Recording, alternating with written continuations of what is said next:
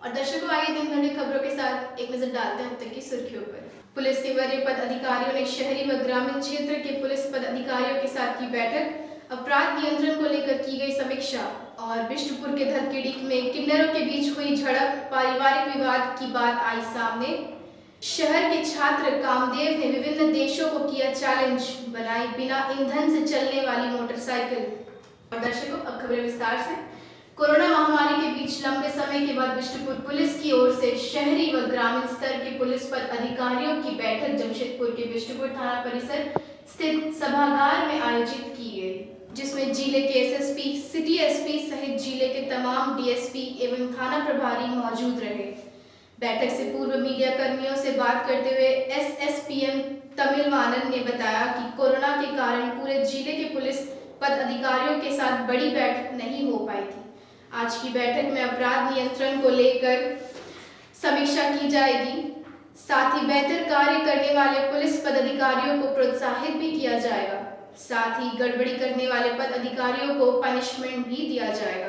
तो जिला लेवल पे एक संयुक्त रूप से रूरल एरिया, टाउन एरिया का एक हम लोग क्राइम मीटिंग रख रहे हैं, जिसमें पिछले पूरे एक साल का कौन थाना कैसे कार्य किया है, केस डिस्पोजल, केस रजिस्ट्रेशन और कितने गिरफ्तारी है, ये सभी चीज़ पे हम लोग अपना मंथन करेंगे, ताकि इसमें ये पता चले कि हम लोगों को कोविड से पहले, कोविड के बाद हम लोगों को क्या स्ट्रैटेजी रहेगी, और जैसे कोविड का भी धीरे धीरे जो है हम लोगों को इन्फेक्शन कम होती जा रही है, तो आगे हम लोगों को क्या रणनीति बनाना है, इस संबंध में हम लोग डिस्कस करने जा रहे हैं। जो पुलिसकर्मी अच्छे कार्य किए उसको क्या सराहना भी की जाएगी? उनको हम लोग सराहना भी किया जाएगा, जीएस मार्क दिया जाएगा, कैश रिवार्ड दिया जाएगा। जो बंदे ने परफॉर्मेंस ठीक से नहीं किए हैं, उनके हो सकता था लेकिन उनके किसी कारण से लापरवाही बरती गई है, उन लोगों को पनिशमेंट भी दिया जाएगा। ये ज़रूरत पड़ने पर उन लोगों को दूसरा जगह पर ट्रांसफर भी किया जाएगा। जमशेदपुर के बिष्टुपुर थाना अंतर्गत धनखेड़ी मेडिकल बस्ती निवासी दीपा सोना, जो साइबा किन्नर की भाभी है, पर अपने साथियों के साथ मिलकर मारपीट करने का आरोप लगा है। बताया जाता है कि शुक्रवार को ही दीपा सोना ने अपने साथियों के साथ अचानक घर पर धावा बोल दिया और उसमें रह रहे साहिबा किन्नर के परिजनों के साथ मारपीट शुरू कर दिया, जिसमें साहिबा और बहन बेटी घायल हो गई, जिन्हें इलाज के लिए एमजीएम अस्पताल में भर्ती कराया गया है। वहीं घटना की सूचना मिलते ही संजना किन्नर एमजीएम अस्पताल पहुंची। संजना ने बताया कि साहिबा की भाई की मौत के बाद ही भाभी, जो मेहर भाई कैंसर अस्पताल में नौकरी कर रही है, वह अस्पताल से मिले मकान में रह रही है। बावजूद इसके साहिबा के घर पर अधिकार जमा रही है। इसको लेकर साहिबा और उसकी भाभी के बीच कई बार विवाद होते रहे हैं। हालांकि उसने बताया कि दोनों के बीच बातचीत से रास्ता निकल जा रहा था, लेकिन अचानक उसकी भाभी ने मारपीट कर अलग से बखेड़ा खड़ा कर दिया है।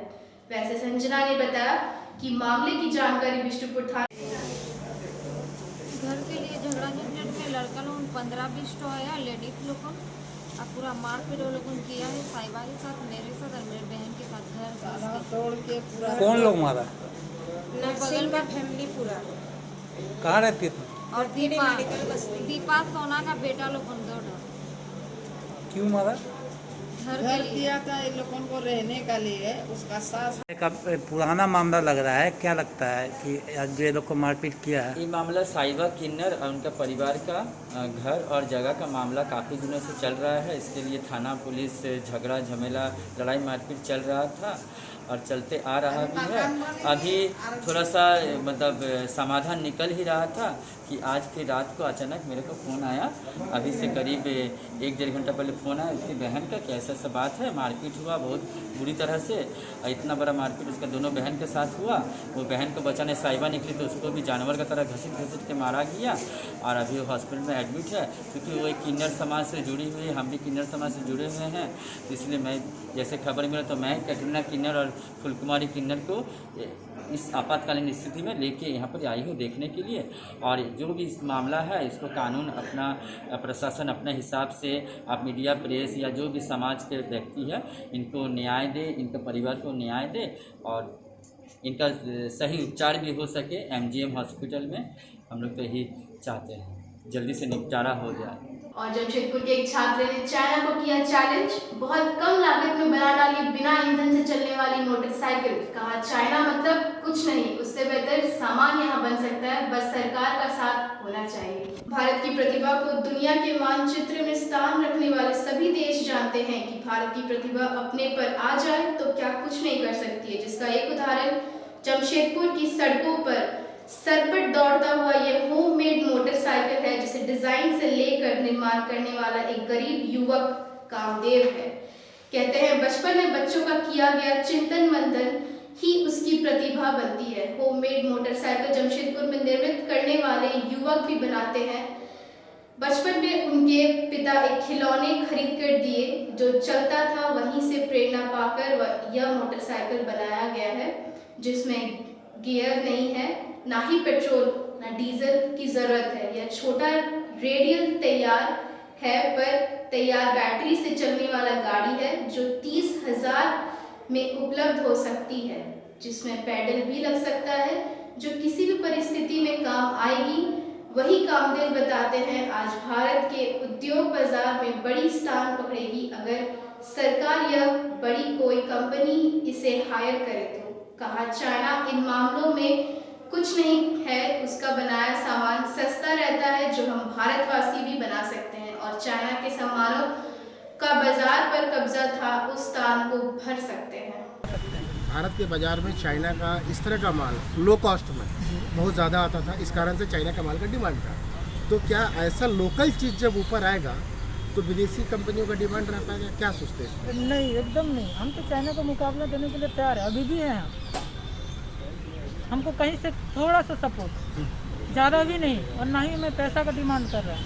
मुझे सपोर्ट मिल जाए ना, मैं चाइना को पछाड़ दूँगा। गवर्नमेंट के पास रजिस्ट्रेशन वगैरह करवाएं कुछ सबका बनाते हैं आप कंटिन्यू साइकिल? मैं ऐसे ट्रेड मार्क का मैंने रजिस्ट्रेशन किया हूँ, जैसे बेचने के ऊपर मेरा ट्रेड मार्क का लाइसेंस है, और बाकी इसमें ऐसा हार्डली कुछ है नहीं जो रजिस्ट्रेशन वगैरह, जैसे कि इसमें आरटीओ का परमिशन, जैसे आरटीओ के रूल के मुताबिक कि आप 30 से अगर कम स्पीड देते हैं तो आप अपना इसको बिना नंबर लगाए आप इसको। और क्या प्लान है इसके अलावा से? मेरा प्लान तो देखिए सर, इसको हर एक घर में पहुंचाना है, अभी कम कीमत पे। जो हमारे यहाँ मजदूर है ना, आज देख रहे हैं ना तेल का इतना डिमांड है, और आज देख लीजिए विदेशों में भी आज यही गाड़ियाँ चल रही है मोपेड टाइप का। आज देखा जाए तो अब पेट्रोल में हमारा प्रदूषण भी होता है, और उसी के देखते हुए आने वाला फ्यूचर में यही चलेंगे। तो ये कौन कौन से वर्ग इसको अपनाएंगे? अभी इस्तेमाल कौन लोग करेंगे इसको? ये देखिए, हम अगर बोले जाएं, ये बच्चों से लेकर बच्चों जो एक जब साइकिल भी चला लेते हैं वो भी चला पाएंगे, लेडीज़ भी चला पाएंगे, बूढ़े भी चला पाएंगे, ऑफिस का बंदा लोग भी चला पाएंगे। चलाने के लिए तो कोई दिक्कत नहीं, इसको इस्तेमाल ऑफिस में भी किया जा सकता है, इसको मार्केटिंग के लिए भी किया जा सकता है, इसको लोड जैसे हेवी लोड जैसे होता है ना, सब्जी लोग खरीदने बेचने जाते हैं, इसको उसका लायक भी, क्योंकि इसका जो कैपेसिटी है 1.5 से 2 क्विंटल का। अपने इस डिजाइन को क्या किसी मोटर कंपनी को आप कहीं बात की है कि बेच देंगे? नहीं, वो हाँ आया था ऑफर एक्चुअली मुझे। हाँ, मीडिया के थ्रू उन लोग एक तमिलनाडु का कंपनी है जेनेसिस कंपनी, उन्होंने डिमांड किया था कि कामदेव आप मेरा कंपनी में आपको जॉब का ऑफ़र दे रहे हैं, आप हमारे कंपनी में 15 से 20 साल का आपके साथ एक एग्रीमेंट करेंगे, और आप जो है हमारे कंपनी में जॉब करके इसको जो है आगे कीजिए। मैंने कहा नहीं सर, मुझे तो अपना करना है। मैंने कहा अगर ये मार्केट में आएगा तो आप लोग प्रॉफिट देख के इसको निकालेंगे, लेकिन हर किसी का बस का बात नहीं होगा इसको खरीदना। कहीं कितना पढ़ाई किया? मैं इंटर तक पढ़ाई किया हूँ। और इंजीनियरिंग वगैरह कैसे? नहीं, ऐसा कुछ मैंने किया नहीं है, मेरा एक्चुअली बचपन में खिलौनों को देख करके ही ऐसे देख मैं इसी में इंटरेस्ट था, करूँगा तो ऐसे कुछ करूँगा। क्या नाम आपका? कामदेव पाल। कहाँ के रहने वाले हो? मेरा गांव हुआ ईटागढ़ बासुरदा गांव है, जिला सरायकेला खरसावां। और दर्शकों, वक्त एक छोटे से ब्रेक का, आप बने रहिए हमारे साथ।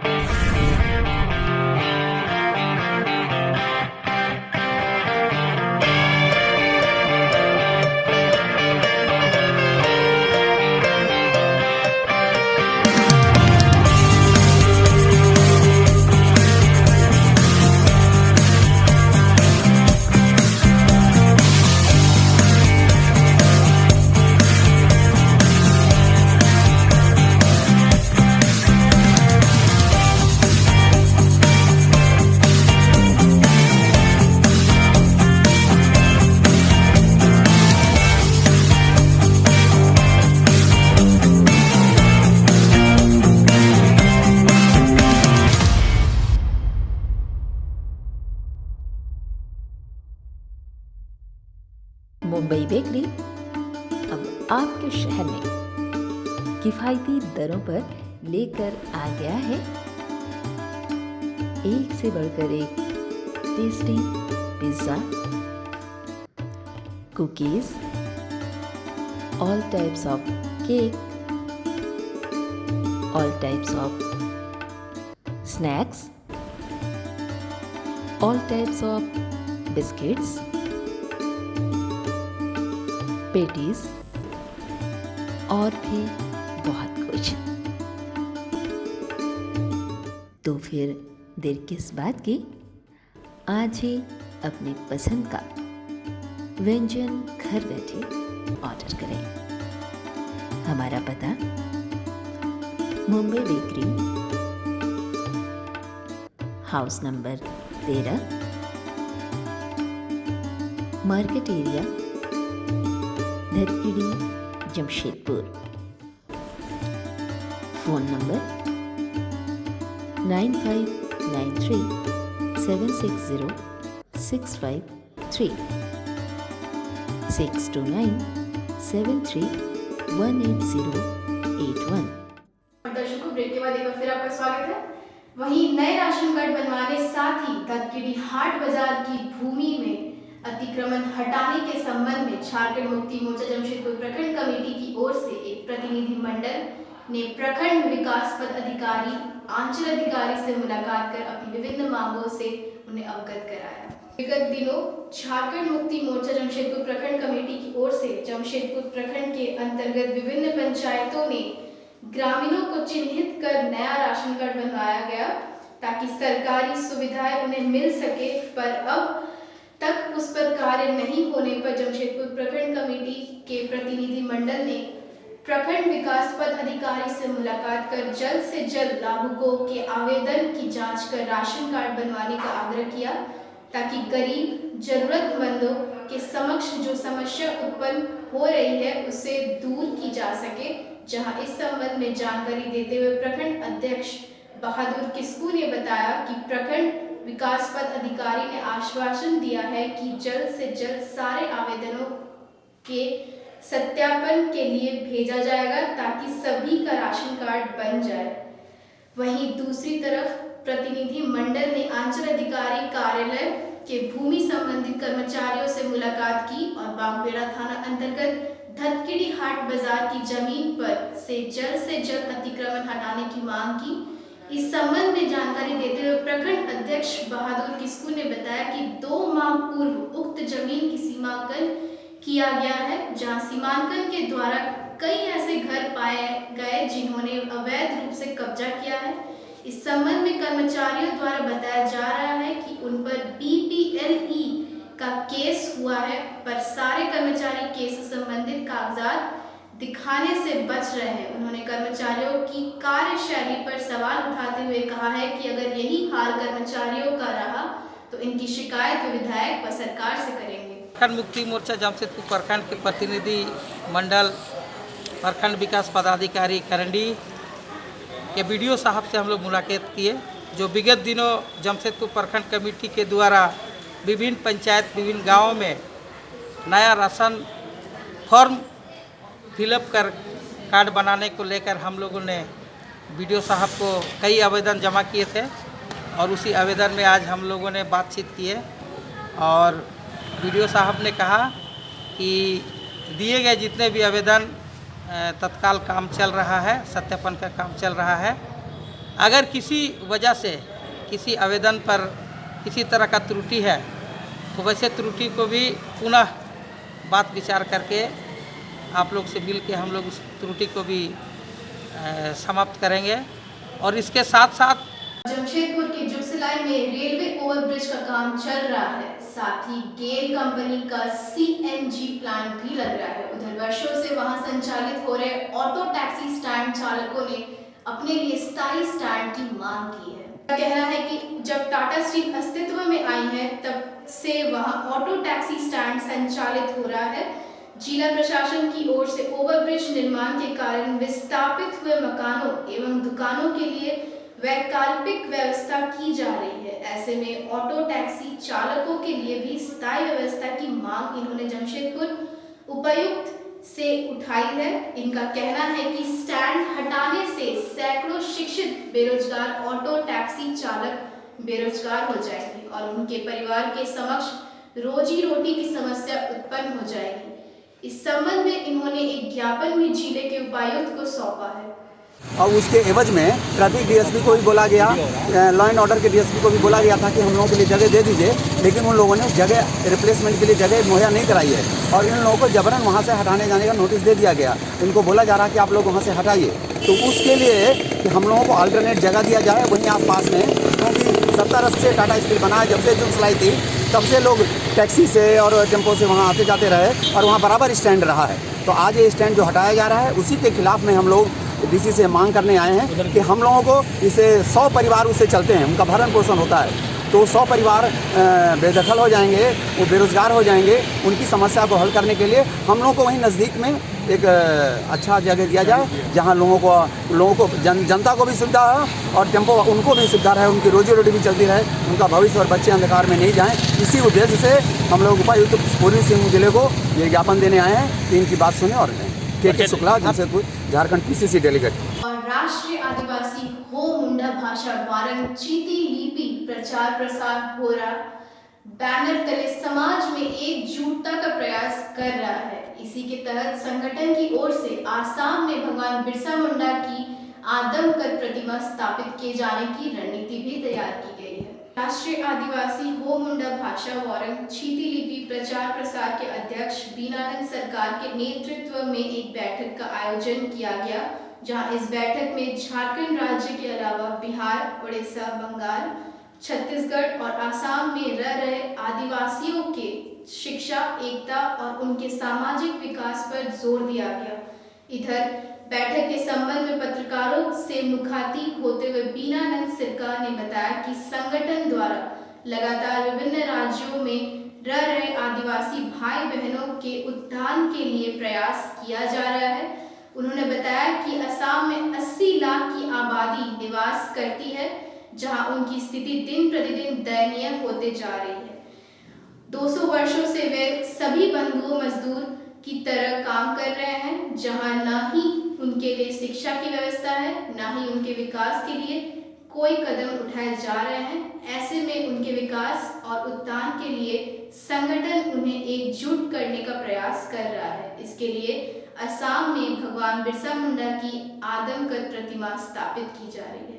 प्रतिमा के अनावरण के लिए 12 नवंबर को समर्थन के 20 सदस्य आसाम के लिए कुछ करेंगे।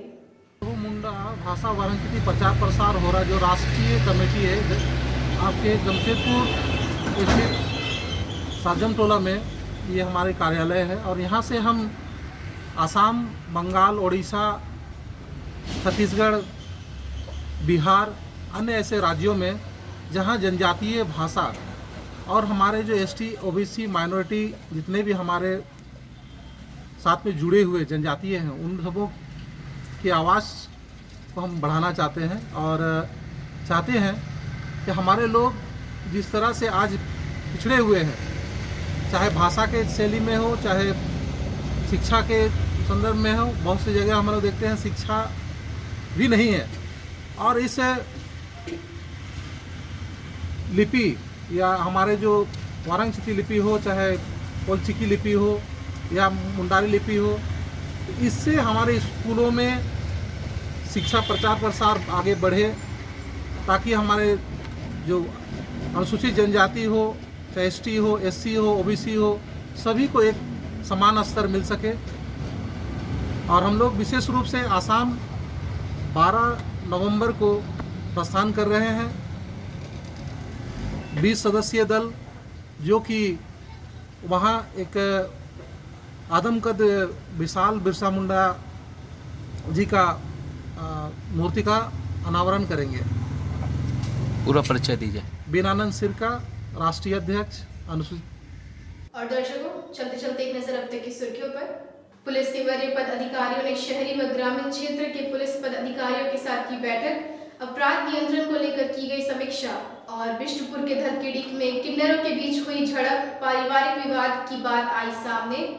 शहर के छात्र कामदेव ने विभिन्न देशों ब्रिटिशों को किया चैलेंज, बनाई बिना ईंधन से चलने वाली मोटरसाइकिल। खबरों में फिलहाल इतना है। आप बने रहिए हमारे साथ, देखते रहिए बिग न्यूज़। नमस्कार।